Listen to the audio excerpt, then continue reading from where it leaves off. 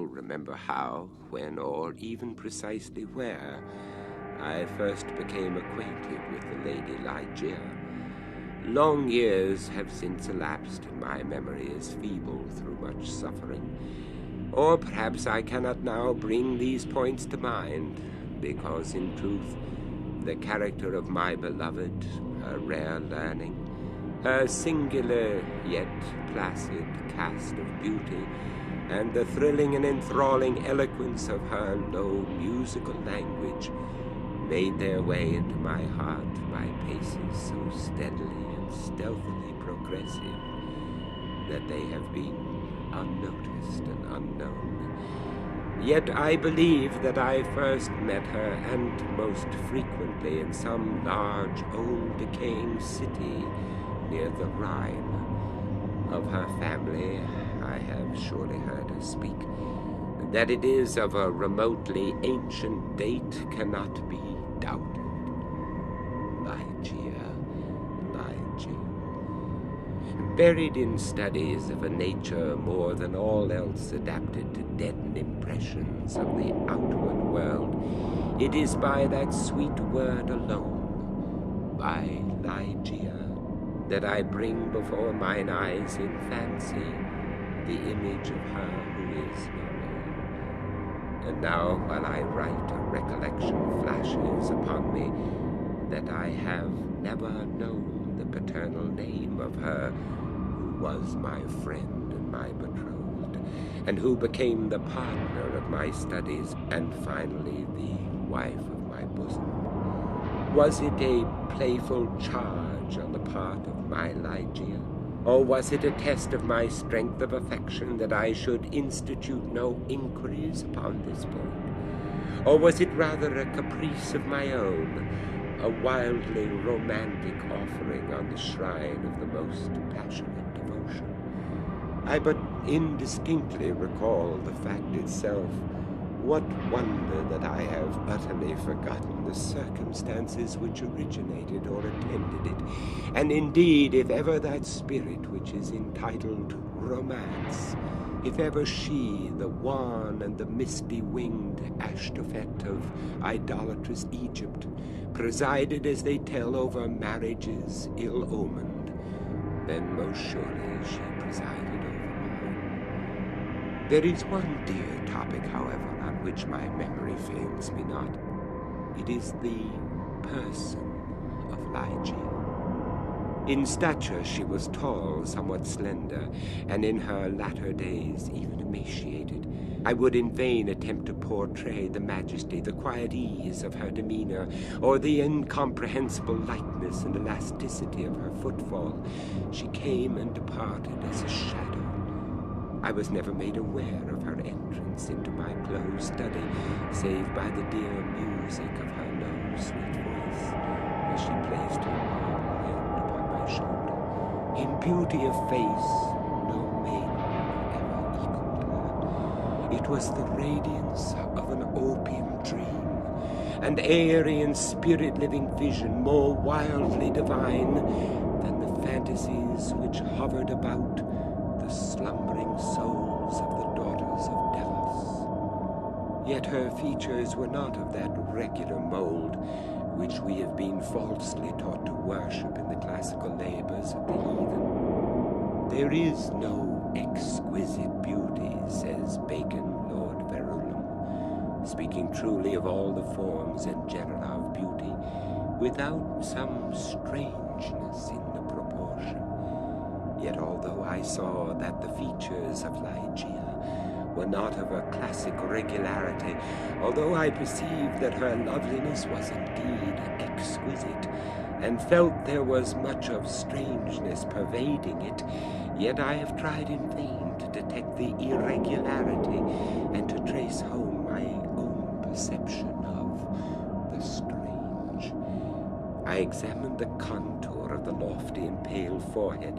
It was faultless. How cold indeed that word when applied to a majesty so divine. The skin rivaling the purest ivory, the commanding extend and repose, the gentle prominence of the regions about the temples. And then the raven black, the glossy, the luxuriant, the naturally curling tresses, setting forth the full force of the Homeric epithet, hyacinthine. I looked at the delicate outlines of the nose, and nowhere but in the graceful medallions of the Hebrews had I beheld a similar perfection. There were the same harmoniously curved nostrils speaking the free spirit. I regarded the sweet mouth. Here was indeed the triumph of all things heavenly, the magnificent turn of the short upper lip, the soft, voluptuous slumber of the under, the dimples which sported and the color which spoke, the teeth glancing back, with a brilliancy almost startling, every ray of the holy light which fell upon them, in her serene and placid, yet most exultingly radiant of all smiles. I scrutinized the formation of the chin, and here too I found the gentleness of breadth, the softness and the majesty, the fullness and the spirituality of the Greek, the contour which the god Apollo revealed but in a dream to Cleomenes, the son of the Athenian. And then I peered into the large eyes of Ligeia. For eyes we have no models in the remotely antique. It might have been, too, that in these eyes of my beloved lay the secret to which Lord Verulam alludes. They were, I must believe, far larger than the ordinary eyes of our own race. They were even fuller than the fullest of the gazelle eyes of the tribe of the valley of Nurjad. Yet it was only at intervals in moments of intense excitement that this peculiarity became more than slightly noticeable in Ligeia. And at such moments was her beauty. In my heated fancy, this it appeared perhaps, the beauty of beings either above or apart from the earth, the beauty of the fabulous houri of the Turk. The hue of the orbs was the most brilliant of black, and far over them hung jetty lashes of great length. The brow, slightly irregular in outline, had the same tint.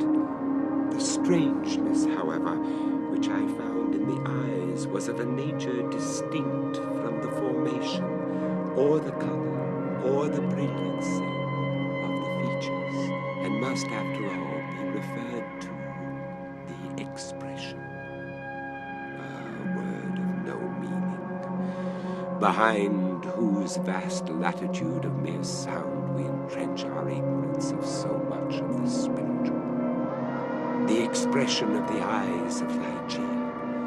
How for long hours have I pondered upon it? How have I, through the whole of a midsummer night, struggled to fathom it? What was it, that something more profound than the well of Democritus, which lay far within the pupils of my beloved? What was it? I was possessed with a passion to discover. Those eyes, those large, those shining, those divine orbs, they became to me twin stars of Leda, and I to them devoutest of astrologers. There is no point among the many incomprehensible anomalies of the science of mind more thrilling, exciting than the fact, never, I believe, noticed in the schools, that in our endeavors to recall to memory something long forgotten, we often find ourselves upon the very verge of remembrance without being able in the end to remember. And thus how frequently in my intense scrutiny of Ligeia's eyes have I felt approaching the full knowledge of their expression, felt it approaching, yet not quite be mine, and so at length entirely depart. And strangest, oh strangest mystery of all, I found in the commonest objects of the universe a circle of analogies to that expression. I mean to say that subsequently to the period when Ligeia's beauty passed into my spirit, there dwelling as in a shrine, I derived from many existences in the material world a sentiment such as I felt always around within me by her large and luminous orbs. Yet not the more could I define that sentiment, or analyze, or even steadily view it. I recognized it, let me repeat, sometimes in the survey of a rapidly growing vine, in the contemplation of a moth, a butterfly, a chrysalis, a stream of running water. I have felt it in the ocean, in the falling of a meteor. I have felt it in the glances of unusually aged people. And there are one or two stars in heaven, one especially, a star of the 6th magnitude, double and changeable, to be found near the large star of Lyra, in a telescopic scrutiny of which I have been made aware of the feeling. I have been filled with it by certain sounds from stringed instruments, and not unfrequently by passages from books. Among innumerable other instances, I well remember something in a volume of Joseph Glanvill, which, perhaps merely from its quaintness, who shall say, never failed to inspire me with the sentiment, and the will therein lieth, which dieth not, who knoweth the mysteries of the will with its vigor. For God is but a great will, pervading all things by nature of its intentness. Man doth not yield him to the angels, nor unto death utterly, save only through the weakness of his feeble will. Length of years and subsequent reflections have enabled me to trace, indeed, some remote connection between this passage in the English moralist and a portion of the character of Ligeia. An intensity in thought, action, or speech was possibly in her a result, or at least an index of that gigantic volition which, during our long intercourse, failed to give other and more immediate evidence of its existence. Of all the women whom I have ever known, she, the outwardly calm, the ever-placid Ligeia, was the most violently a prey to the tumultuous vultures of stern passion. And of such passion I could form no estimate, save by the miraculous expansion of those eyes which had once so delighted and appalled me, by the almost magical melody, modulation, distinctness, and placidity of her very low voice, and by the fierce energy rendered doubly effective by contrast with her manner of utterance of the wild words which she habitually uttered. I have spoken of the learning of Ligeia. It was immense, such as I have never known in woman. In the classical tongues was she deeply proficient, and as far as my own acquaintance extended in regard to the modern dialects of Europe, I have never known her at fault. Indeed, upon any theme of the most admired, because simply the most abstruse of the boasted erudition of the Academy, have I ever found Ligeia at fault. How singularly, how thrillingly this one point in the nature of my wife has forced itself at this late period only upon my attention. I said her knowledge was such as I have never known in woman, but where breathes the man who has traversed and successfully all the wide areas of moral, physical, and mathematical science? I saw not then what I now clearly perceive, that the acquisitions of Ligeia were gigantic, were astounding, yet I was sufficiently aware of her infinite supremacy to resign myself with a childlike confidence to her guidance through the chaotic world of metaphysical investigation at which I was most busily occupied during the earlier years of our marriage. With how vast a triumph, with how vivid a delight, with how much of all that is ethereal in hope did I feel as she bent over me in studies but little sought, but less known, that delicious vista by slow degrees expanding before me, down whose long, gorgeous, and all untrodden path I might at length pass onward to the goal of wisdom, too divinely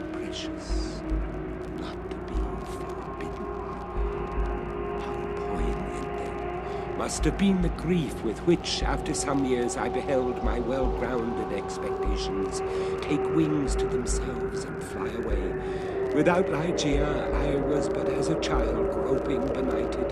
Her presence, her readings alone, rendered vividly luminous the many mysteries of the transcendentalism in which we were immersed. Wanting the radiant luster of her eyes, letters lambent and golden grew duller than Saturnian lead. And now those eyes shone less and less frequently upon the pages over which I pored. Ligeia grew ill. The wild eyes blazed with a too glorious effulgence.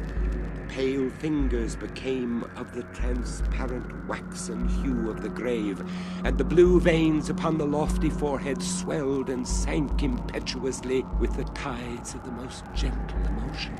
I saw that she must die, and I struggled desperately in spirit with the grim Azrael. And the struggles of the passionate wife were, to my astonishment, even more energetic than my own. There had been much in her stern nature to impress me with the belief that to her death would have come without its terror, but not so. Words are impotent to convey any just idea of the fierceness of resistance with which she wrestled with the shadow. I groaned in anguish at the pitiable spectacle. I would have reasoned, but in the intensity of her wild desire for life, but for life, solace and reason were alike the uttermost of folly. Yet not until the last instance, amid the most convulsing writhings of her fierce spirit, was shaken the external placidity of her demeanor. Her voice grew more gentle, grew more low, yet I would not wish to dwell upon the wild meaning of the quietly uttered words. My brain reeled as I hearkened, entranced to a melody more than mortal, to assumptions and aspirations which mortality had never before known. That she loved me, I should not have doubted. And I might have been easily aware that in a bosom such as hers, love would have reigned no ordinary passion. But in death only was I fully impressed with the strength of her affection. For long hours detaining my hand would she pour out before me the overflowing of a heart whose more than passionate devotion amounted to idolatry. How had I deserved to be so blessed by such confessions? How had I deserved to be so cursed with the removal of my beloved in the hours of my making them? But upon this subject I cannot bear to dilate. Let me say only that in Ligeia's more than womanly abandonment to a love, alas, all unmerited, all unworthily bestowed, I at length recognized the principle of her longing with so wildly earnest a desire for the life which was now fleeing so rapidly away. It is this wild longing, it is this eager vehemence of desire for life, but for life, that I have no power to portray, no utterance capable of expressing. At high noon of the night in which she departed, beckoning me peremptorily to her side, she bade me repeat certain verses composed by herself not many days before. I obeyed her. They were these. Lo, 'tis a gala night within the lonesome latter years. An angel throng bewinged, bedight in veils and drowned in tears, sit in a theater to see a play of hopes and fears, while the orchestra breathes fitfully the music of the spheres. Mimes in the form of God on high mutter and mumble low, and hither and thither fly. Mere puppets they who come and go at bidding of vast formless things that shift the scenery to and fro, flapping from out their condor wings invisible woe. That motley drama, Oh, be sure it shall not be forgot, with its phantom chased forevermore by a crowd that sees it not, through a circle that ever returneth into the selfsame spot, and much of madness and more of sin, and horror the soul of the plot.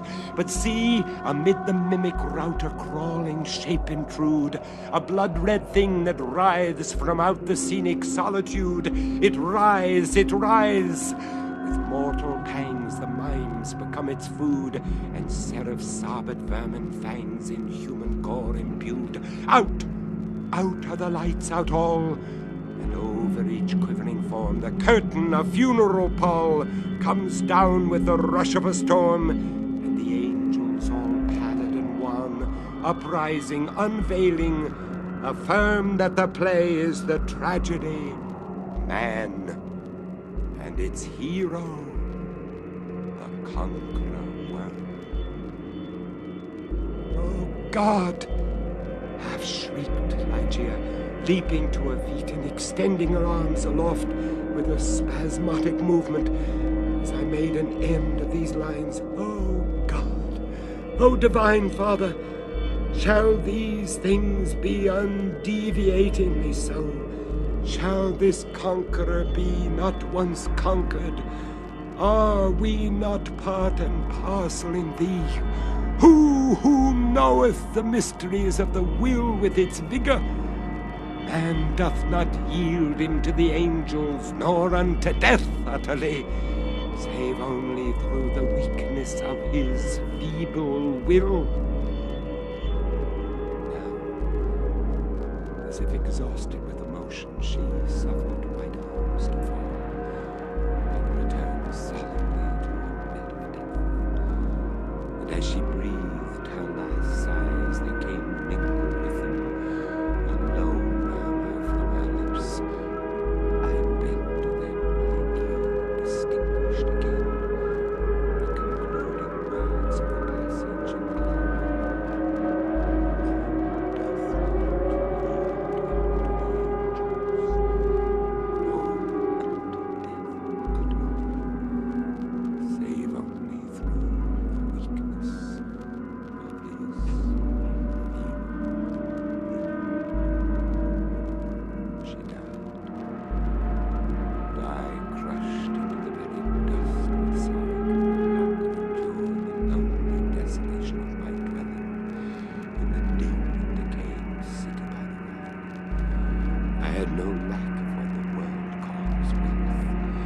Ligeia had brought me far more, very far more, than ordinary forms to the London.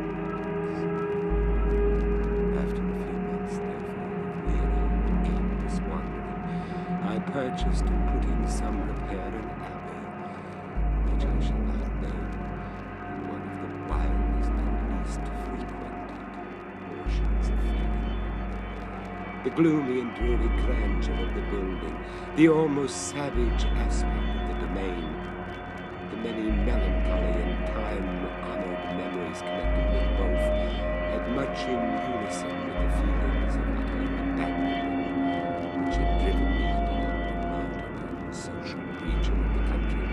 Yet, although the external abbey, with its verdant decay hanging about it, suffered but little alteration, I gave way with a childlike perversity, and perchance with a faint hope of alleviating my sorrows, to a display of more than regal magnificence within. For such follies, even in childhood, I had imbibed a taste, and now they came back to me as if in the dotage of grief. Alas, I feel how much even of incipient madness might have been discovered in the gorgeous and fantastic draperies, in the solemn carvings of Egypt, wild cornices and furniture, in the bedlam patterns of the carpets of tufted gold. I had become a bounden slave in the trammels of opium, and my labors and my orders had taken a coloring from my dreams. But these absurdities I must not pause to detail. Let me speak only of that one chamber ever accursed, whither in a moment of mental alienation I led from the altar as my bride as the successor of the unforgotten Ligeia, the fair-haired and blue-eyed Lady Rowena Pervading of Tremaine.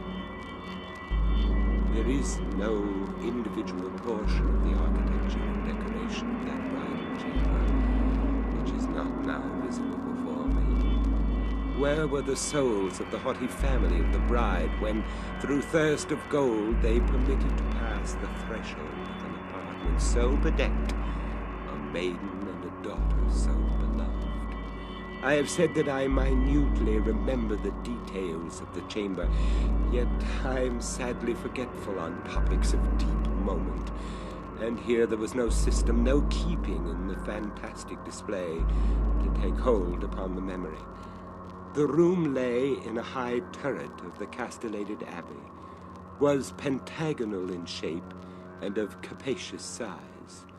Occupying the whole southern face of the pentagon was the sole window, an immense sheet of unbroken glass from Venice, a single pane and tinted of a leaden hue, so that the rays of either the sun or moon passing through it fell with a ghastly luster upon the objects within. Over the upper portion of this huge window extended the trellis work of an aged vine, which clambered up the massy walls of the turret. The ceiling of gloomy-looking oak was excessively lofty, vaulted, and elaborately fretted with the wildest and most grotesque specimens of a semi-Gothic, semi-Druidical device. From out the most central recess of this melancholy vaulting, depended by a single chain of gold with long links, a huge censer of the same metal, Saracenic in pattern, and with many perforations so contrived that there writhed in and out of them, as if imbued with a serpent vitality, a continual succession of party-colored fires. Some few ottomans and golden candelabra of Eastern figure were in various stations about, and there was the couch, too, the bridal couch of an Indian model, and low and sculptured of solid ebony, with a pall-like canopy above. In each of the angles of the chamber stood on end a gigantic sarcophagus of black granite, from the tombs of the kings over against Luxor, with their aged lids full of immemorial sculpture. But in the draping of the apartment lay, alas, the chief fantasy of all.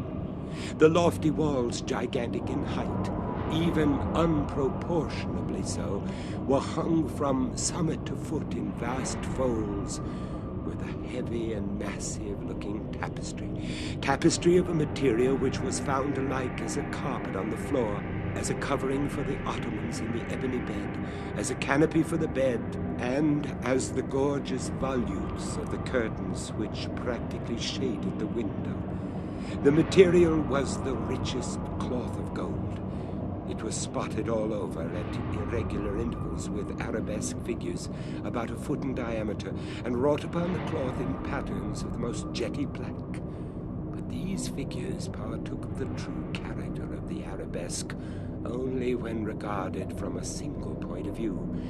By a contrivance now common and indeed traceable to a very remote period of antiquity, they were made changeable in aspect.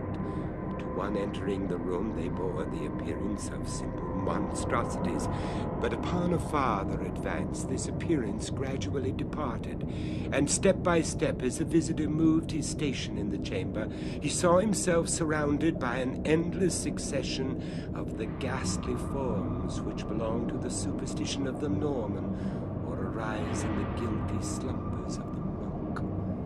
The phantasmagoric effect was vastly heightened by the artificial introduction of a strong, continual current of wind behind the draperies, giving a hideous and uneasy animation to the whole. In halls such as these, in a bridal chamber such as this, I passed, with the Lady of Tremaine, the unhallowed hours of the first month of our marriage, passed them with but little disquietude.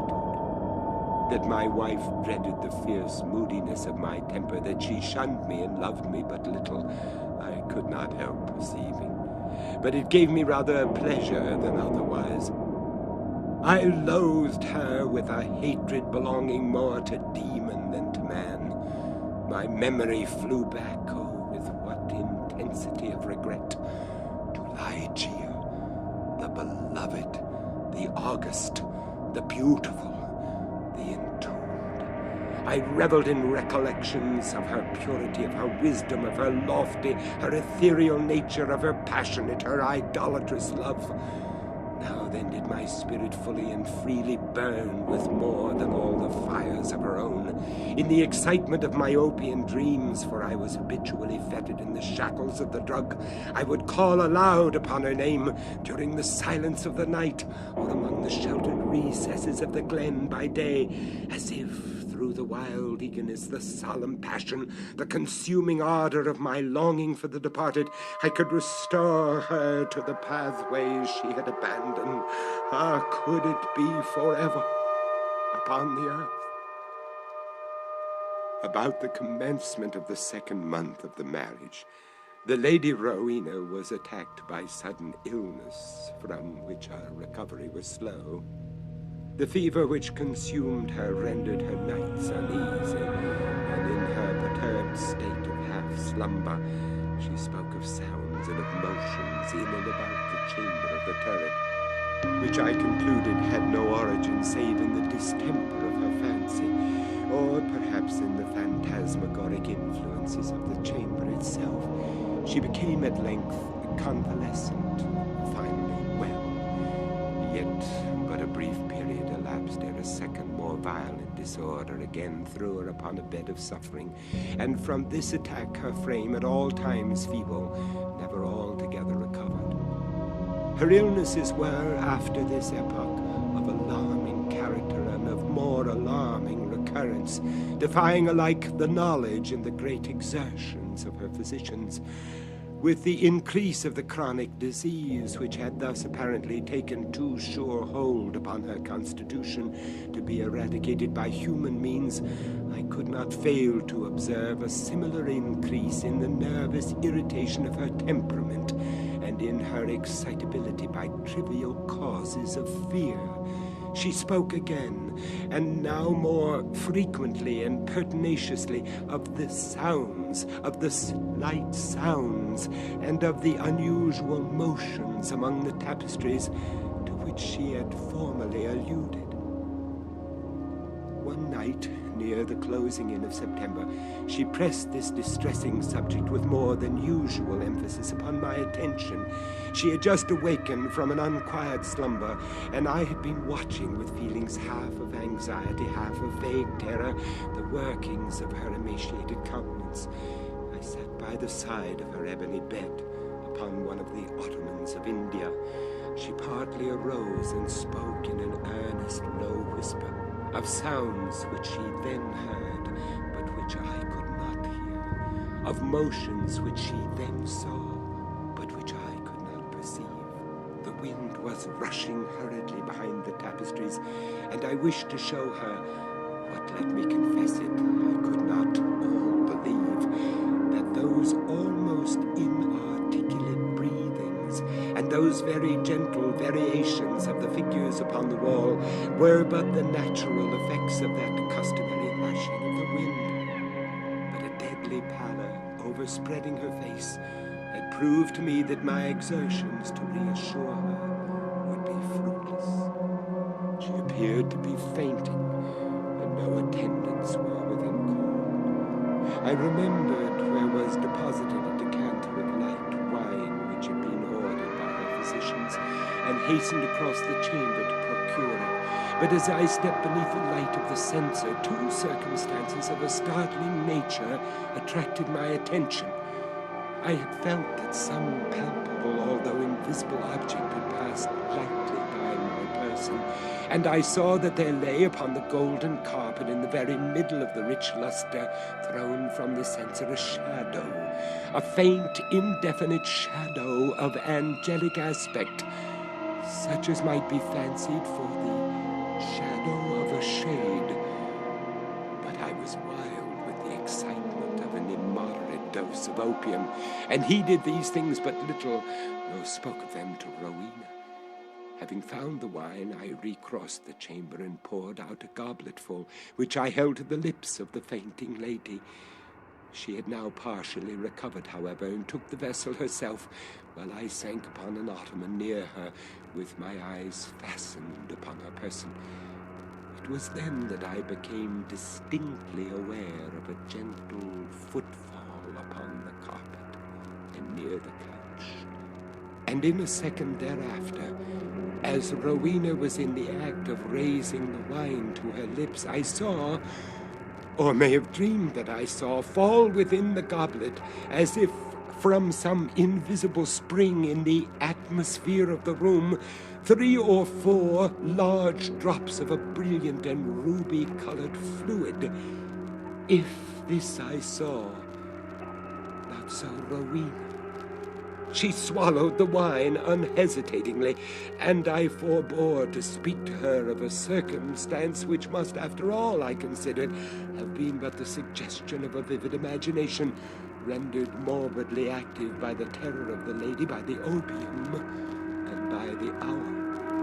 Yet I cannot conceal it from my own perception that immediately subsequent to the fall of the ruby drops, a rapid change for the worse took place in the disorder of my wife, so that on the 3rd subsequent night the hands of her menials prepared her for the tomb, and on the 4th I sat alone with her enshrouded body in that fantastic chamber which had received her as my bride.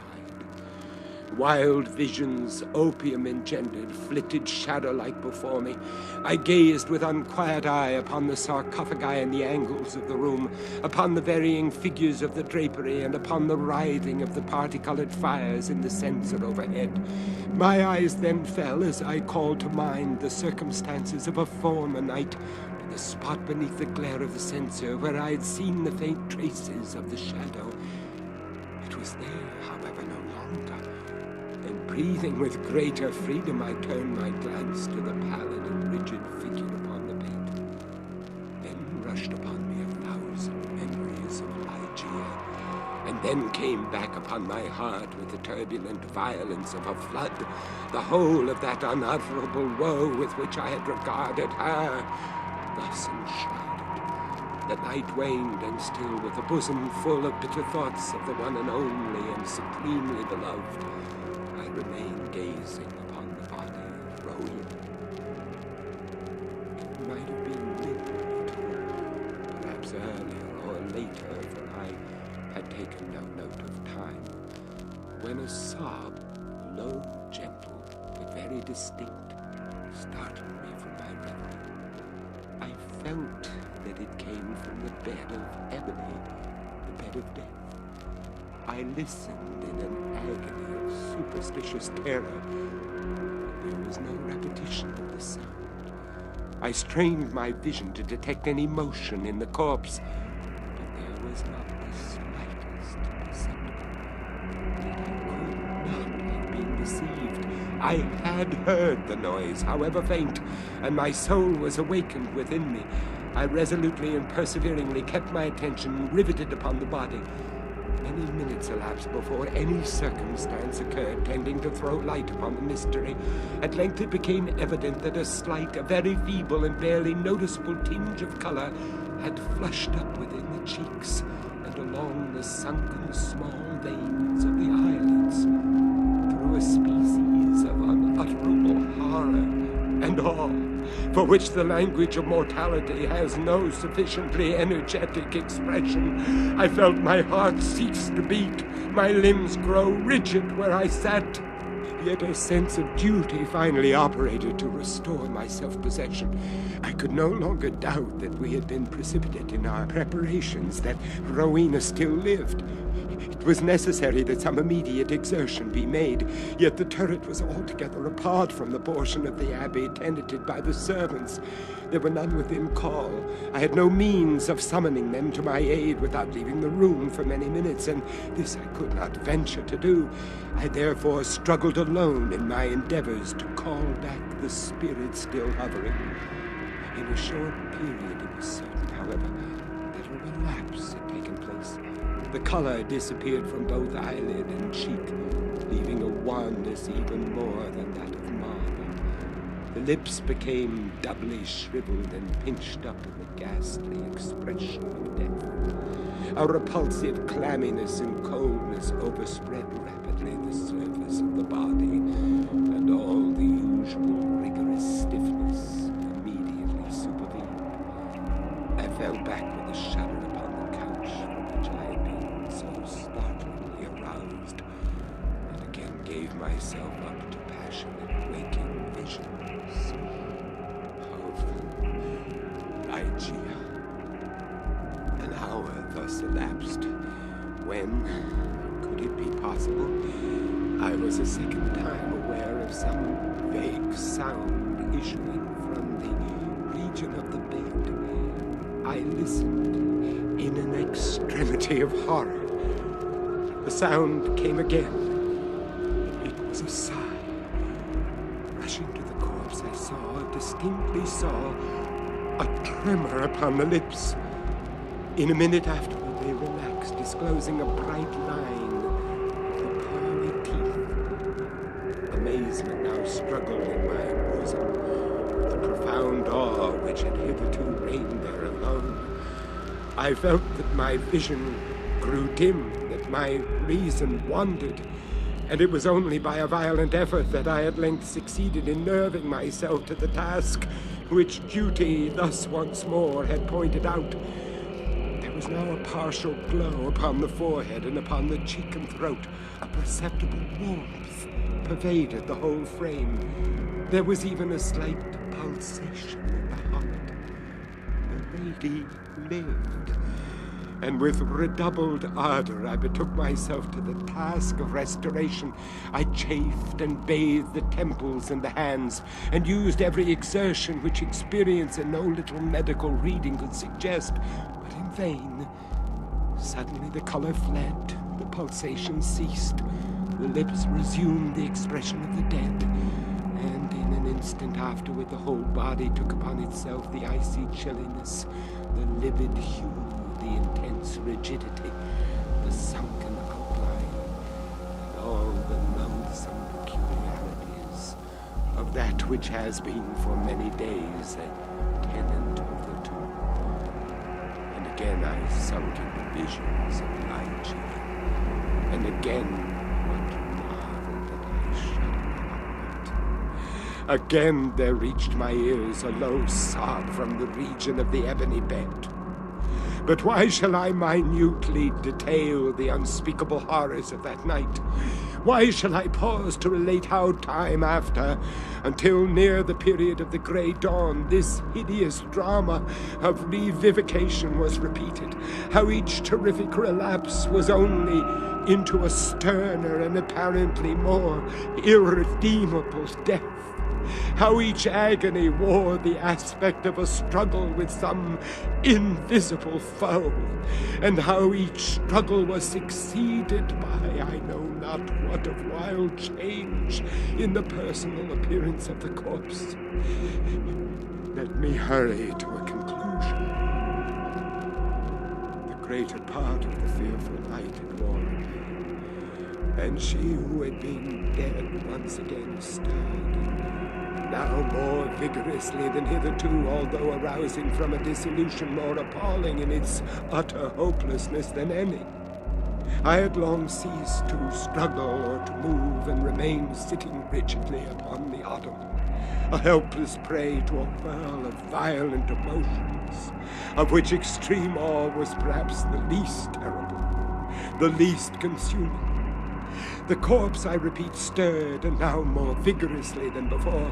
The hues of life flushed up with unwonted energy into the countenance.